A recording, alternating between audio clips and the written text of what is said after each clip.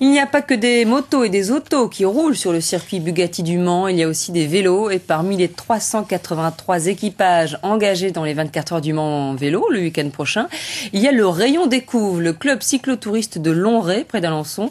Il sera représenté par 4 équipes dont une entièrement féminine aux couleurs de la Ligue contre le cancer. Jean-Pierre Bonnefond et Guillaume Le Guic ont suivi le dernier entraînement dans la campagne du Pays d'Alençon.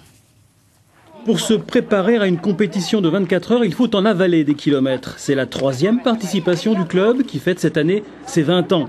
Au total, 26 coureurs de Lonray seront sur la ligne de départ pour enchaîner les relais. On aura une équipe de 6 garçons qui va courir pour la sportivité, la 2e pour le loisir, la 3e pour le plaisir et la 4e pour la solidarité, pour la lutte contre le cancer. Elles sont 8 panthères roses dans le peloton, aux couleurs de la Ligue contre le cancer. Une équipe 100% féminine, elles assureront chacune 3 relais d'1 heure sur le circuit Bugatti. Un challenge dans la lignée des Rochambeles, des courants de la liberté à Caen. Même couleur, même motivation, même engagement contre la maladie.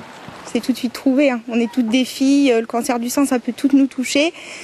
Ça peut toucher comme plus tard nos enfants, nos parents. Les Panthères Roses comptent bien faire des adeptes les années suivantes et trouver de généreux donateurs pour les aider à amplifier leur initiative. Un travail de communication à travers le sport.